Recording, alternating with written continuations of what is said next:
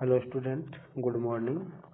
आज अपने लोग बहुत ही कंसेप्चुअल क्वेश्चन पढ़ेंगे फंक्शन का, जो हर एक कॉम्पिटिटिव एग्जाम में पूछा जाता है।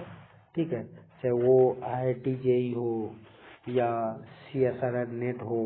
ठीक है, हर एक कॉम्पिटिटिव एग्जाम में ये क्वेश्चन पूछा जाता है। ठीक है, तो क्वेश्चन कह रहा है कि the number of surjective map from a set of 4 element to a set of 3 element each. तो कह रहा है कि नंबर ऑफ सर्जेक्टिव फंक्शन बताओ जब सेट ए में 4 एलिमेंट हो और सेट बी में क्या हो, 3 एलिमेंट हो। तो सबसे पहले आप ये समझो कि सर्जेक्टिव फंक्शन होता क्या है। तो सर्जेक्टिव फंक्शन जो होता है ना, वो ऑन्टो फंक्शन को बोलते हैं। क्या बोलते हैं? ऑन्टो फंक्शन को अपन लोग क्या बोलते हैं? Surjective function. तो सर ये ऑन्टो फंक्शन क्या होता है? तो ऑन्टो फंक्शन मतलब कोडोमेन इक्वल टू रेंज, मतलब जितना इमेज बनाएगा, ठीक है, और जितना सेट बी में एलिमेंट रहेगा, अगर सारे एलिमेंट इमेज बना रहा है, मतलब सेट ए में जो भी एलिमेंट है, सेट ए के एलिमेंट किससे इमेज बनाता है? सेट बी के, और सारे के सारे वो इमेज बना रहा है, तो जितना कोडोमेन दिया रहेगा वो इक्वल हो जाएगा रेंज का, तो वही ऑन्टो फंक्शन होता है। जैसे मान लो सेट ए में एलिमेंट है, सेट ए में एलिमेंट है ए, बी और सी, ठीक है, और सेट बी में जो एलिमेंट है 1, 2 और 3 है।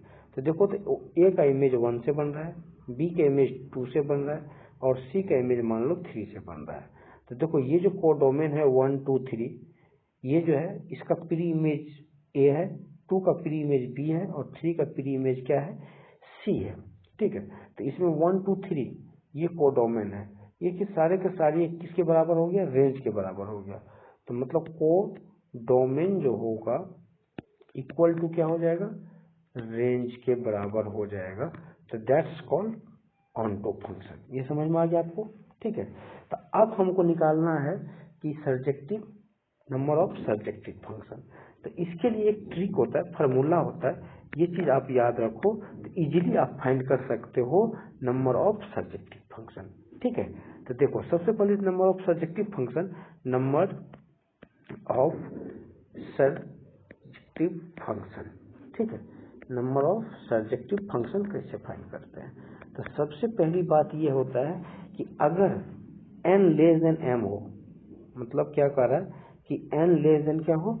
n जो है लेस देन m हो, मतलब n किसका एलिमेंट है? सेट बी का, और m किसका एलिमेंट है? सेट ए का। ये अगर n जो है वो छोटा होगा m से, तो उस केस में number of surjective function find करने का तरीका होता है n पे power m minus nc1 n minus 1 पे power m plus nc2 n minus 2 power n minus, sign alternate करेंगे, माइनस प्लस फिर माइनस, nc3 n माइनस 3 पे power m plus so on. ठीक है, ये कब होगा? जब n लेस देन m होगा। ठीक है, तो सर अगर n इक्वल टू m हो जाएगा तो क्या हो जाएगा? जब n इक्वल टू m हो जाएगा तो उस केस में फैक्टोरियल n हो जाएगा नंबर ऑफ सर्जेक्टिव फंक्शन के तरीका। सर जब आप n लेस देन m ले लिए हो, n इक्वल टू m ले लिए हो, तीसरा केस अगर n ग्रेटर देन m हो जाएगा, तो उस केस में क्या होगा? तो उस केस में नंबर ऑफ सर्जेक्टिव फंक्शन क्या हो जाएगा? 0 हो जाएगा। नंबर ऑफ सर्जेक्टिव फंक्शन क्या हो जाएगा? 0 हो जाएगा।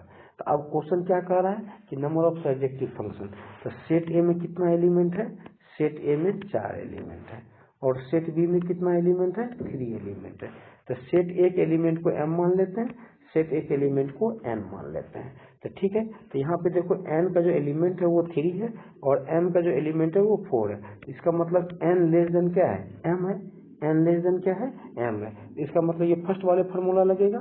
तो ठीक है, तो नंबर ऑफ सर्जेक्टिव फंक्शन, देखो नंबर ऑफ सर्जेक्टिव फंक्शन जो होगा, नंबर ऑफ सर्जेक्टिव फंक्शन जो होगा, ये वाले n के जगह पे क्या है? 3 पे पावर 4 माइनस 3c1 3 माइनस 1 पे पावर 4 प्लस 3c2 3 माइनस 2 पे पावर 4 माइनस 3c3 3 माइनस 3 पे पावर 4। अब आगे नहीं बढ़ेंगे, क्यों? 3 माइनस 3 यहाँ 0 हो जाएगा, आगे जाएंगे तो निगेटिव, तो वो होगा नहीं, तो यहाँ तक ही चलेंगे। ठीक है, जहाँ तक ये 3 माइनस 3, जैसे मान लो अगर n के जगह पे 4 रहता है, m के जगह पे 5 रहता, तो कहाँ तक चलते? 4 माइनस 4 तक चलते। तो अब 3 पे पावर 4 कितना हो गया 81। ये 3C1 क्या होता है 3 होता है, ठीक है। और 3 माइनस 1 पावर 4 तो क्या होगा 2 पे पावर 4 हो जाएगा, 2 पे पावर 4 प्लस 3C2 क्या होता है 3 होता है, 3 माइनस 2 तो 1 बचा, 1 पे पावर 4 कितना 1 ही होगा, ठीक है। और ये माइनस क्या हो गया 0 हो गया। ये फाइनली क्या हो गया 81। ये 2 पे पावर 4 16 इंटू 3 कितना हो गया 48 और प्लस का 3 तो ये 81 प्लस 3 84, 84 से 48 जाएगा तो फाइनली क्या बचेगा 36। तो ये अपना क्या हो गया नंबर ऑफ सर्जेक्टिव फंक्शन जब सेट ए में क्या होगा 4 एलिमेंट और सेट बी में क्या रहेगा 3 एलिमेंट, ठीक है। तो इस केस में नंबर ऑफ सर्जेक्टिव फंक्शन क्या होगा 36। Okay, thank you.